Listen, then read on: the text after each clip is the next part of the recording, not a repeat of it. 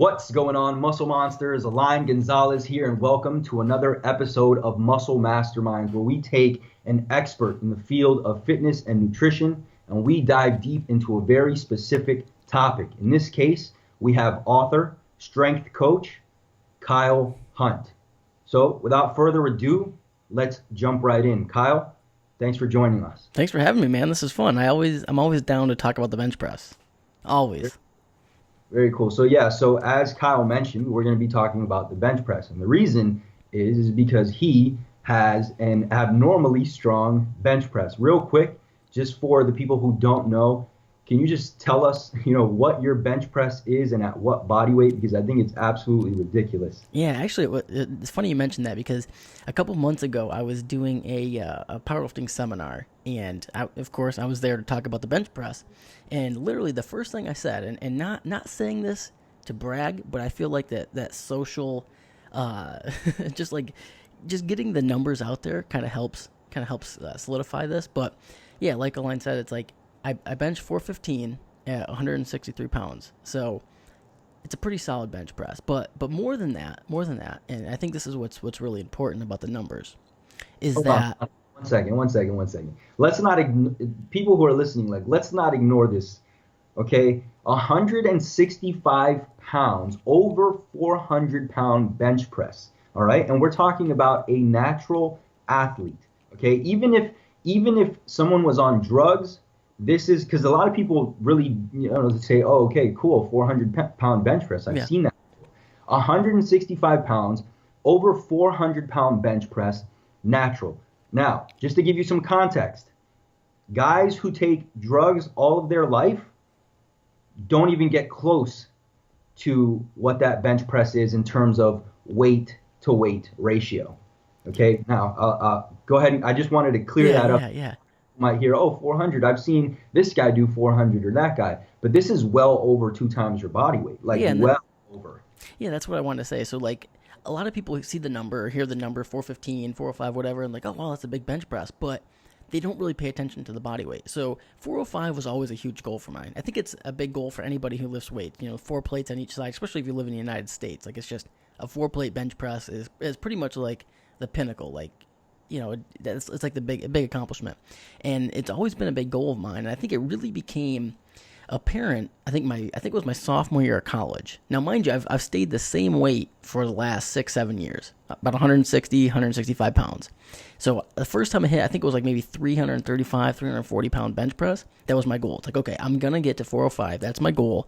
But on top of that, I'm going to do it at the same body weight because it is a lot easier to, I don't want to say easier, but it is. I mean, it is easier to gain strength if you gain weight.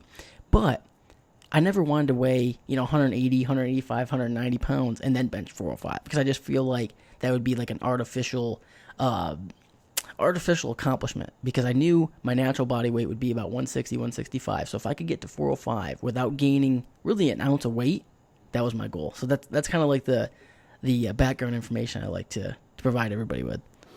Yeah. So, and I kind of know this story a little, but for the guys who are in this muscle mastermind and really don't or haven't heard it yet, most people would assume, okay, Kyle's probably got great leverages for the bench press. He's probably always been a good bencher because we see them all the time, right? Yeah. There's just guys who they'll squat 135, but their leverages are so good on the bench press that they can throw up 315 pretty easily. And you can see them as soon as they start working out, they're already doing 225 within a matter of months, which is pretty impressive. Now, were you that guy, or did you have to kind of be strategic in order to get there? Well, a little bit of both. I will say that I am built to bench press. I have the T-Rex arms, and I'm built to bench press. However, the one big thing that I had against me starting right from the beginning was size. I mean, when I first started lifting as a freshman, sophomore in high school, I weighed under 100 pounds.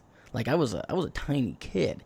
So, I mean, I graduated high school, I think I only weighed 130, 135 pounds. So, I had that working against me. Now, I was always relatively strong from wrestling and playing sports all throughout, my whole childhood, my whole life. But, I wasn't moving a lot of weight because, I mean, shit, when you weigh 110 pounds, 115 pounds, it's not like you're going to be pushing very impressive weight. But then it all kind of changed when I got to college. I gained a little bit of weight, got up to probably about 160 pounds, 165, like I said, and then just really started focusing on strength, and that's when it really took off. Yeah. So, and back to your point, 100 pounds, even if you were to have gotten to a double body weight bench press, which is like elite level, Hmm. it still would have been like 200 pounds. Yeah, exactly. So no one really would have took that serious. Right. Right. Exactly. And, Because and honestly, I think I probably did. Maybe like early in high school when I weighed about 100 pounds, I think I maybe like worked up to where I was benching maybe 175, 185. So it was like a very impressive bench press, or after only like a year or two of lifting. But again, I say impressive with quotes here because, it really 185-pound bench press isn't really all that impressive. But it kind of is when you weigh 100 pounds. But no one takes that serious. yeah, I mean, it goes back to what you were saying is that people don't take the body weight into consideration, Yeah, Like, I recently posted on Instagram that I had done a 300-pound bench press after all these years of training. yeah, And I had to be very clear that I only weigh 150 pounds because Ex- otherwise people would be like, oh my God, that's shit. exactly. But That's a double body weight bench press.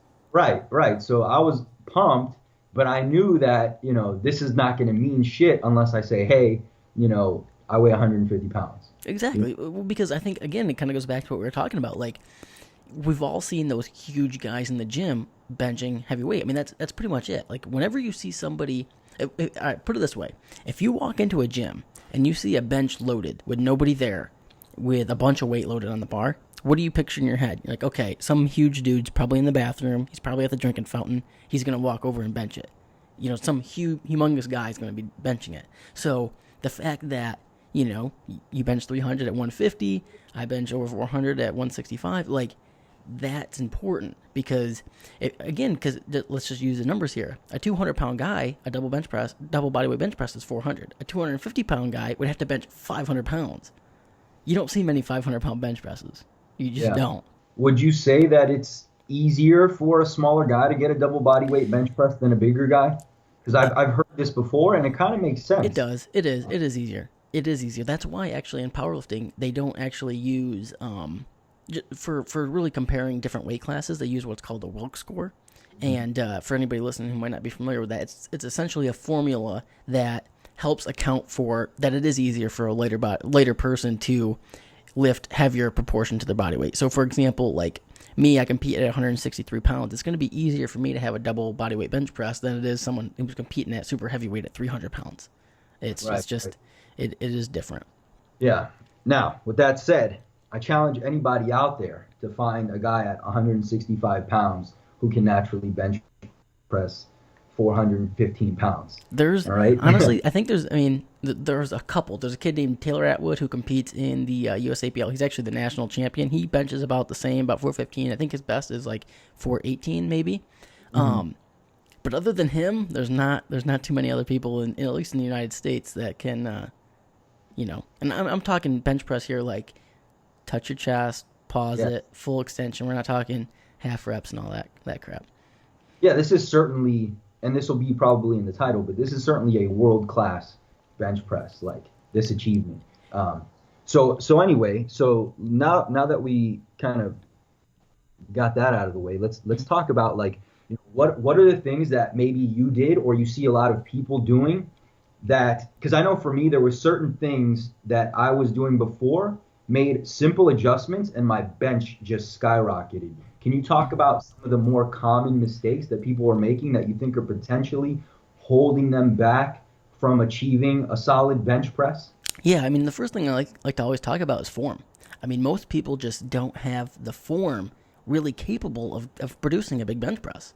And the problem is, and I always say this as well, is that we all think we know how to bench press. I mean, it's probably one of the first things we learned when we walked into a gym. We sat down on the bench, loaded up the bar, and just started pressing out weight. And we were never really taught. It was just one of those things that was never really taught. Unless you're an elite level power lifter who's had or have had really good coaching, you probably don't know all the intricacies that's involved in a powerlifting bench press.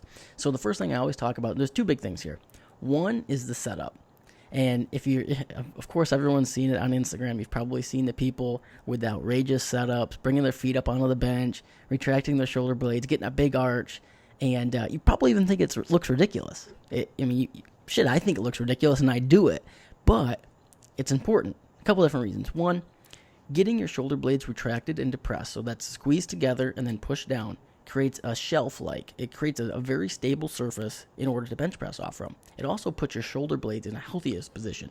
A lot of people think the bench press is this very unsafe movement, this exercise that's going to tear your shoulders up and make you tear your pecs, and it can. I mean, whenever you're lifting heavy weight, it doesn't matter what you're doing. If you're moving heavy weight, there is a small danger involved in that you can get injured. However, if you're doing it correctly, and again, I bring us back to the what might look ridiculous form, and trust me, if you look at the Instagram comments, YouTube comments, everyone tells me, about the arch, all my cheater arch here. But again, that's the safest way to bench press. It actually is safer than a flat back bench.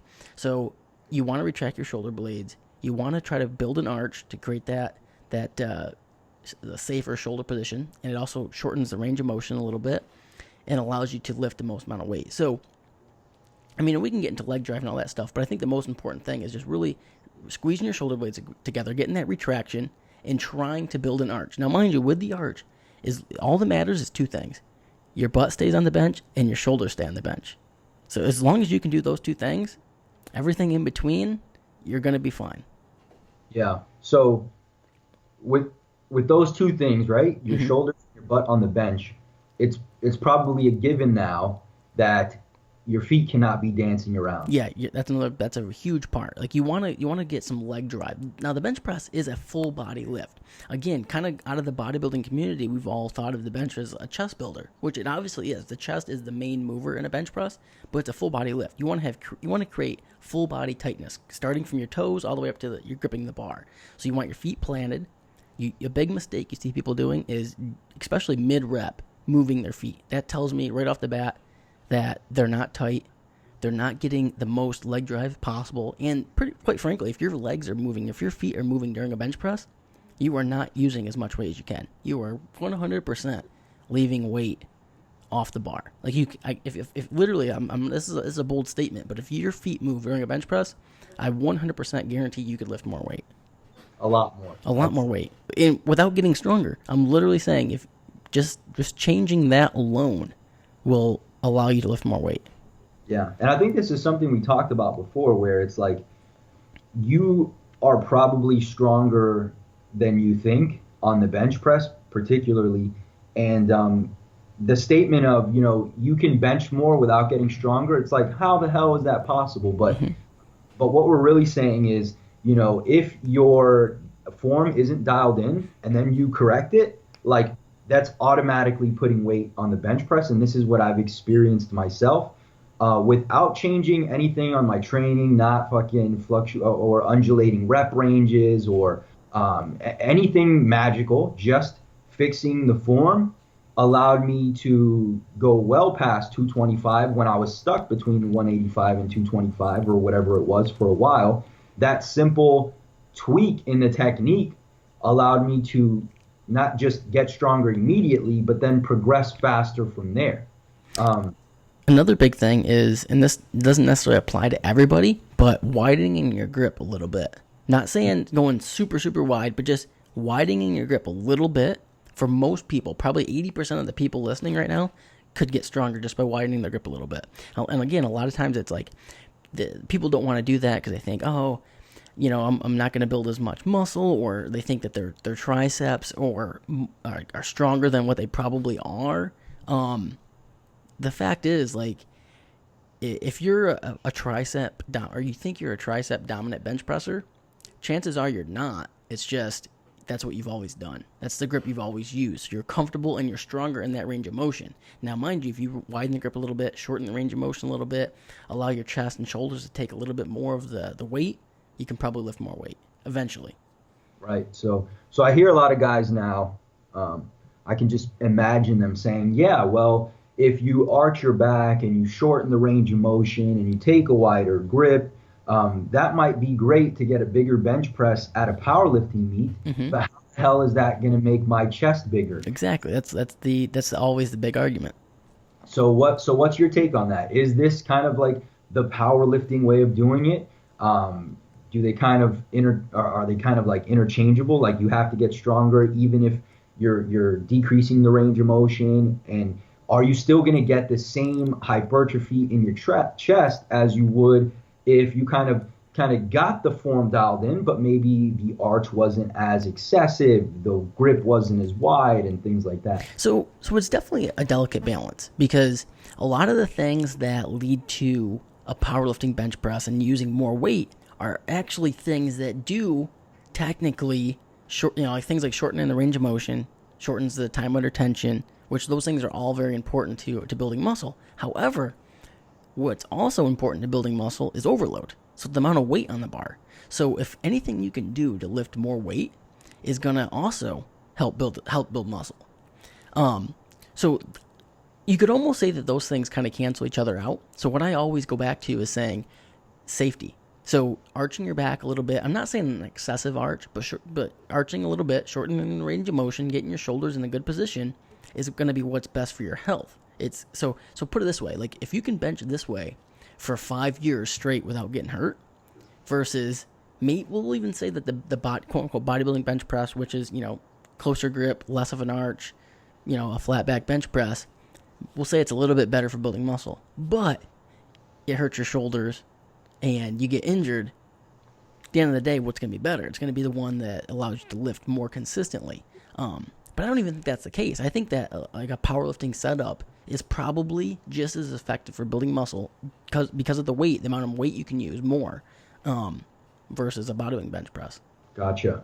Yeah, and that's kind of been my experience, I guess, because in the beginning, obviously, I was bench pressing with a flat back, fucking feet dancing around. Yeah. I was still able to progress, and I never really got any pain or anything like that. But what I experienced was just like a huge stall where I just couldn't get past that point, no matter what I was doing. Mm-hmm. And then I fixed the technique, but I went, wider grip, like I went full powerlifter mode, mm-hmm.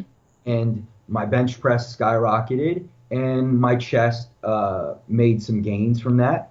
But then, for whatever reason, I started going a bit narrower, still keeping everything else intact, mm-hmm. and my bench kept growing, and so did my chest. So I kind of agree with you that, like, just as long as you are, like, safe for one, and then getting stronger, like, you're good. That's the main point right there.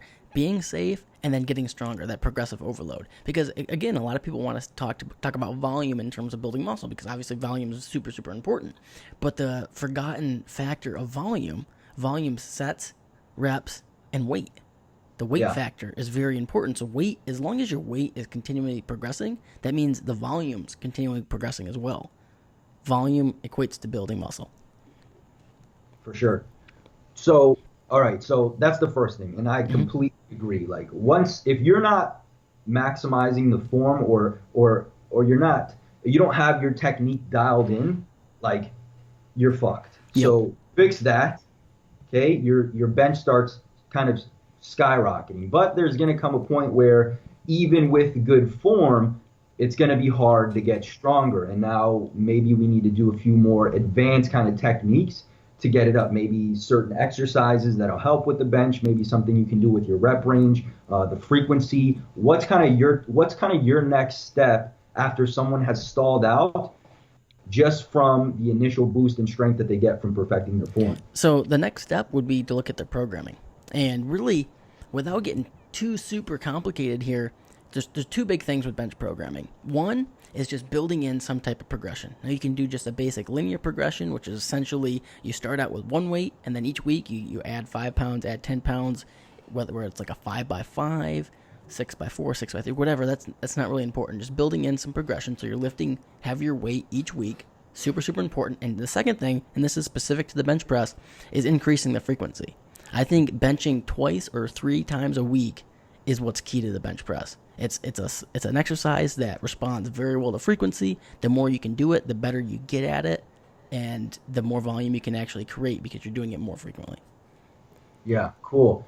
It's good to hear, like, someone who's got, like, kind of your bench press expertise to kind of tell me the shit that I was doing, but, like, was kind of like, maybe maybe I'm doing something wrong or whatever. It just makes sense because again, you know, I've been able to increase my bench press to a point where like I'm pretty proud of it, right? Yeah, Double yeah, body bench, it's like kind of a big deal, especially for a guy who's not really like a power lifter or anything like that. yeah, So it's funny to see you basically say, yeah, Align, just keep doing whatever the fuck you're doing because that's what works. yep. And I've seen it in my own training that that is what works. That's what's been that like I don't even do much chest training at all. Like I think the only thing I really do or was doing for a while was just bench pressing more. Yep. Which is, You know, that's it's kind of the answer I say to a lot of people when they say like, hey, what else can I do to increase my bench? A lot of it's just bench more. However, there are some. I mean, I love the close grip bench press. Like,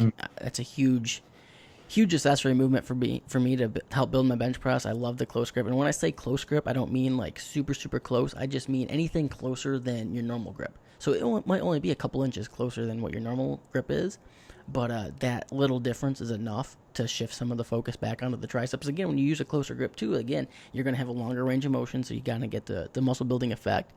I'm also very big on doing spoto pressing. So essentially what a spoto press is everything's the same, the setup, everything's the same, except what you do is you pause the bar about an inch off your chest. So, and when I say pause, I mean a legit couple second pause, hold it really tight, and then bench press. So when you're looking at it, you go, oh, that kind of looks like a guy who's just shortening the range of motion. He's cheating, not touching his chest. But pausing it about an inch off your chest will build a ton of reversal strength off the chest. So I think that's really important. Another one that you don't see people use a lot that's kind of like a Hunt Fitness staple is the one-arm dumbbell bench press. I'm a big fan of the one-arm dumbbell bench press. And literally you just take one dumbbell, lay on a bench, and you do dumbbell benching just like normal you would, but you're only holding one dumbbell. So the other side, you have to stay really tight. And it's an amazing exercise. I mean, I'm a big fan of unilateral movements, and it's probably the only really unilateral movement you can do to directly relate to the bench press. nice, man. I think I've seen you doing that exercise, and I'm like, fuck, I want to try that. Yeah, it's kind of like the Hunt Fitness secret. Cool, man. Yeah, that's solid. Matter of fact, I'm gonna give that a try today. Yeah, do it. Let me know how you think.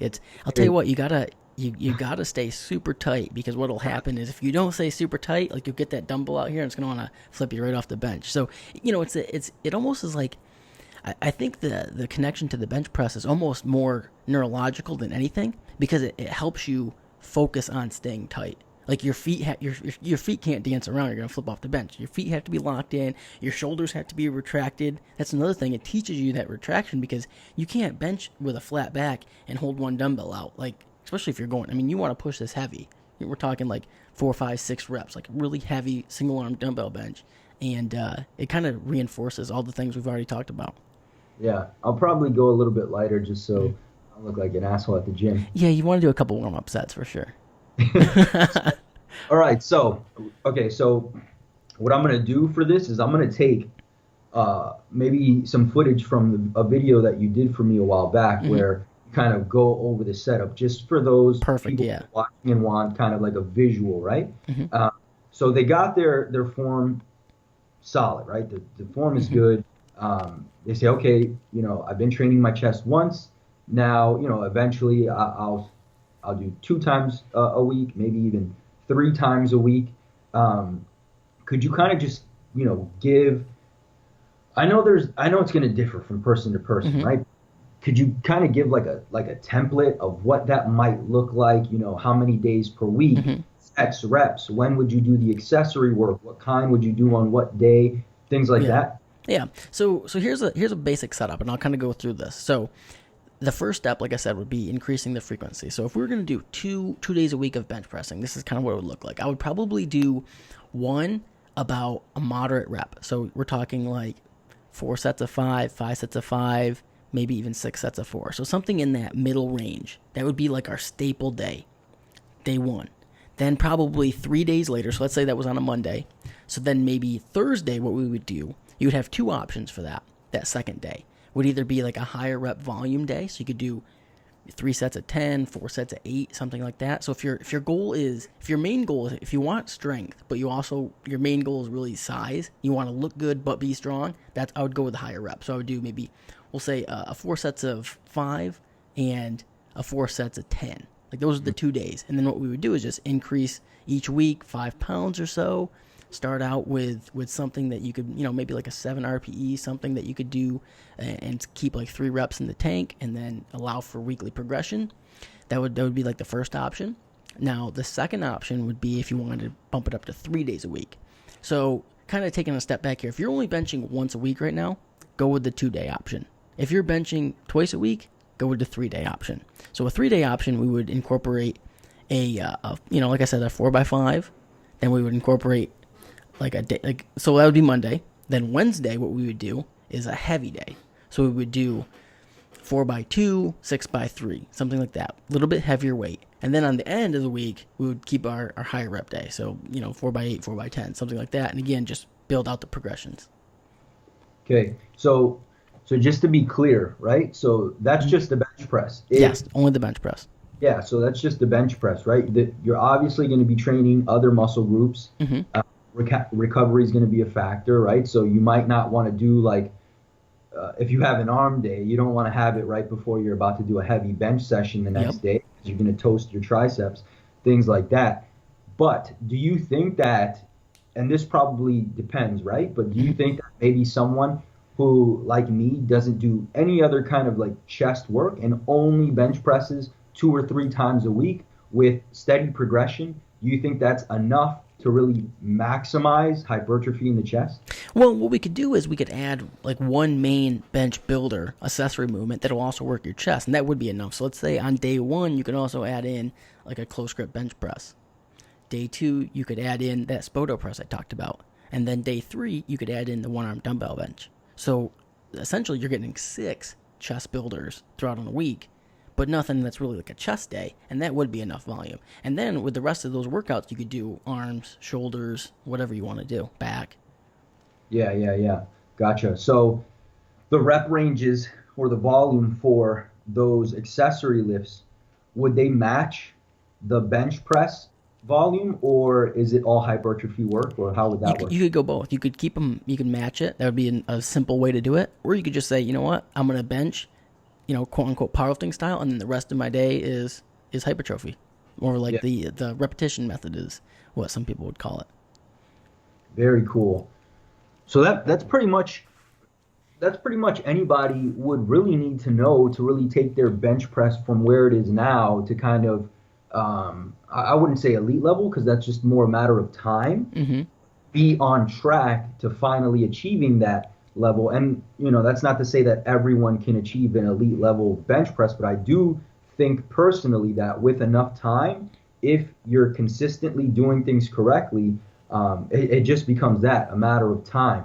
So is there anything else that you would add, or would you say that's pretty much it, right? Let's get our form dialed in. Let's increase the frequency over time so that we're basically getting better at the lift, and then making sure that the way we periodize our training makes sense so that we can continue progressing. Do you think there's anything else that, because I mean, most people would hear and be like, oh, that sounds too simple. Mm-hmm.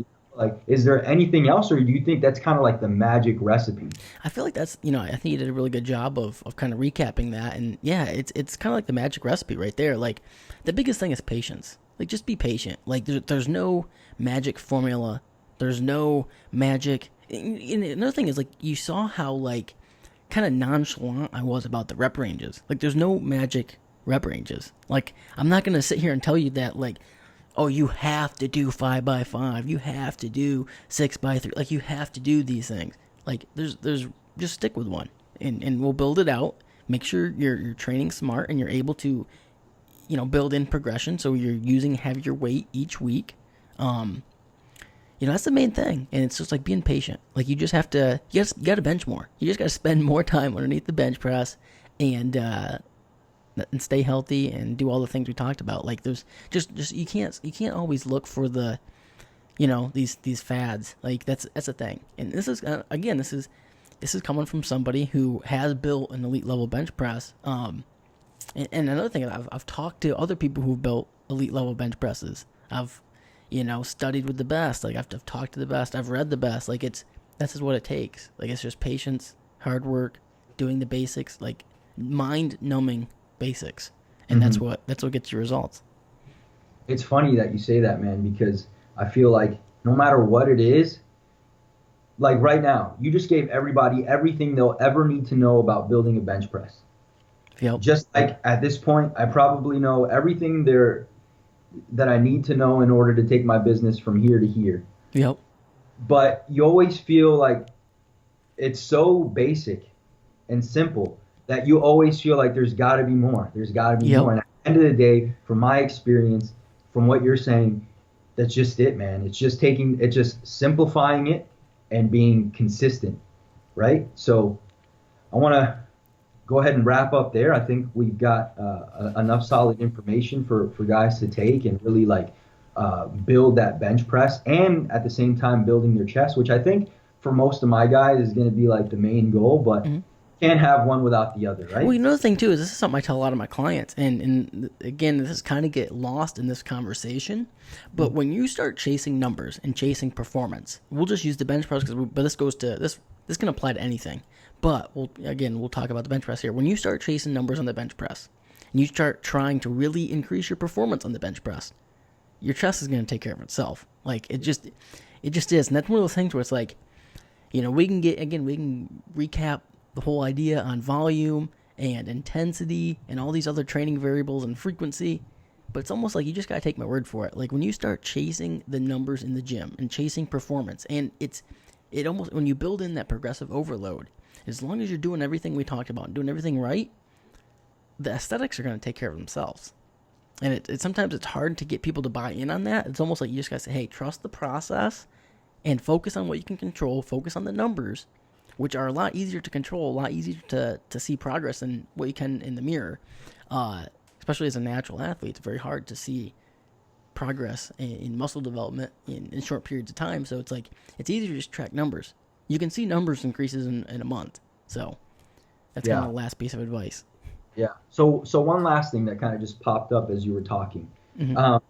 So here's what's going to happen, right? A lot of guys are going to watch the video that you did on technique, the setup, and everything like that. And then what's going to happen is they're going to say, hey, Align, I tried what Kyle said, but I don't feel it in my chest when I'm bench pressing. Mm-hmm. Right? So they're automatically assuming that, because they don't directly feel it on their chest, or they're not getting this crazy pump like they would with maybe something like a chest fly or something, that it's not going to build their chest.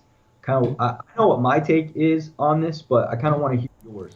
Well, and I get this question a lot. It's like you start chasing the wrong thing. In perfect example, as you said, when you start comparing like a powerlifting bench press with something like a cable fly.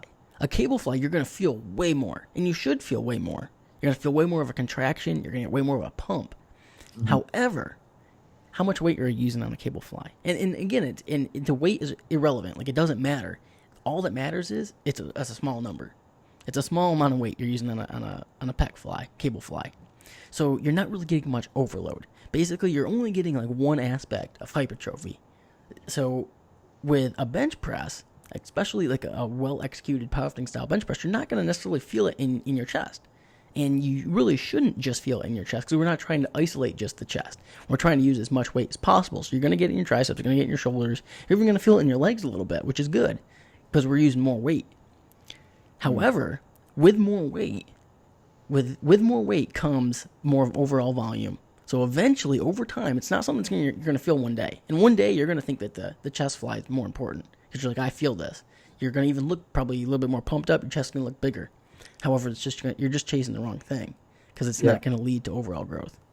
Yeah, for sure. And just to add to that, and maybe you agree or disagree, but and when we're training a muscle, rather than chasing what's giving us the best pump, although that might be a decent indicator that you're actually hitting that muscle with that exercise, what you really want to focus on is training that muscle through its function. And so we know that when we're bench pressing, we're performing all the functions of the chest under a very heavy load. So whether we get that real good mind to muscle connection, because you got to remember, there's a lot of muscles involved when we're bench pressing, right? So, but as long as you are loading that function and slowly getting stronger, your chest is going to grow, whether you feel it or not. Am I right or am I wrong or am I... Exactly, exactly. You 100% hit the nail on the head. Cool. Cool. So we'll end it there. I think guys got what they were looking for, and hopefully they'll take action. So what I want to do is kind of just let them know. I know you have a bench pressing program. I know you have the podcast. So if you could just kind of tell people about that, and where can they find Yeah, you? yeah. So essentially, you can find me on all social medias at Hunt Fitness, on YouTube at Hunt Fitness TV. My podcast is the Absolute Strength Podcast. You can hear that on anywhere, pretty much anywhere that podcasts are: iTunes, Stitcher, Google Play, pretty much anywhere.